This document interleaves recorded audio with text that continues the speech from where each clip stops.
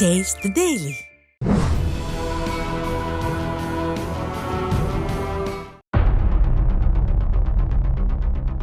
கடந்த சில மாதங்களாகவே திருநெல்வேலி மாநகராட்சியில் திமுக படாத பாடுபட்டுக் கொண்டிருக்கிறது.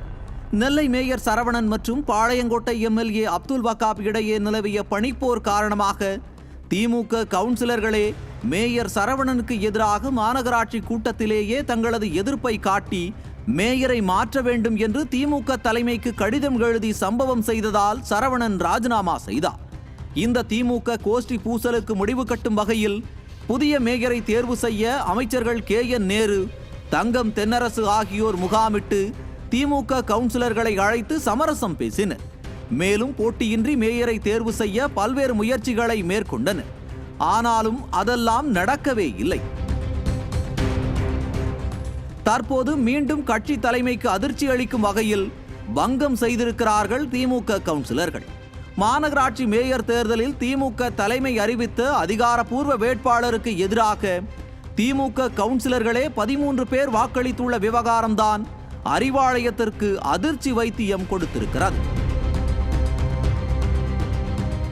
திருநெல்வேலி மேயர் தேர்தலில் ராமகிருஷ்ணன் என்ற கவுன்சிலரை வேட்பாளராக அறிவித்ததை எதிர்த்து பவுல்ராஜ் என்ற கவுன்சிலர் மனு தாக்கல் செய்தார்.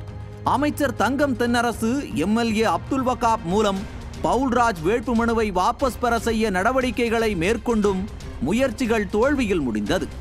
விளைவு நூலிலையில் தப்பி பிழைத்திருக்கிறார் திமுக மேயர் வேட்பாளர்.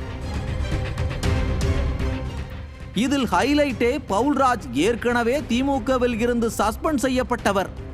ஆனாலும் திமுக கவுன்சிலர்கள் பலரும் கட்சி தலைமையை தாண்டி கட்சியில் இருந்து நீக்கப்பட்டவர்கள் பக்கம் நிற்கின்றார்கள் என்றால் கட்சி தலைமைக்கு கட்டுப்படவே இல்லை என்பது தெளிவாகிறது தானே. இதை பார்த்து பதறிப்போன திமுக எங்கே கோவை மாநகராட்சி மேயர் தேர்தலிலும் இதுபோன்று ஏதாவது சம்பவம் நடந்துவிடுமோ என்று பயந்து போய் முன்னெச்சரிக்கையாக கவுன்சிலர்களை ஒரு செட் துணி எடுத்து வர சொல்லி வாய்மொழி உத்தரவு எல்லாம் போட்டு காமெடி செய்து கொண்டிருந்தது. ஆனாலும் அங்கும் சலசலப்பு நிலவி சில திமுக கவுன்சிலர்கள் அழுது கொண்டே வெளியே சென்றதெல்லாம் நடந்தது. இதில் நாம் உற்று கவனிக்க வேண்டியது என்னவென்றால், கட்சிக்குள் நடக்கும் இது போன்ற கசமுசா சண்டை சச்சரவுகளை கவனிக்காமல் அப்படி என்னதான் செய்து கொண்டிருக்கிறார் திமுக தலைவர் ஸ்டாலின் என்று யாருக்கும் புரியவில்லை. மேயர் வர்சஸ் கவுன்சிலர் என்று முற்றிய சண்டையை கூட தட்டி கேட்க முடியாமலும் கட்சிக்காரர்களை கூட கட்டுப்படுத்த முடியாமலும் திணறுகிறாரா ஸ்டாலின்? கட்சி தலைமையின் கட்டுப்பாட்டில் திமுகவினர் இல்லை என்பதை வெளிச்சம் போட்டு காட்டுகிறதா இது போன்ற நிகழ்வுகள்?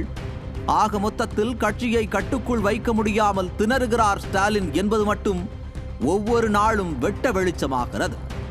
நியூஸ் ஜே செய்திகளுக்காக இணை ஆசிரியர் மனோஜ்குமார் கோபாலன்.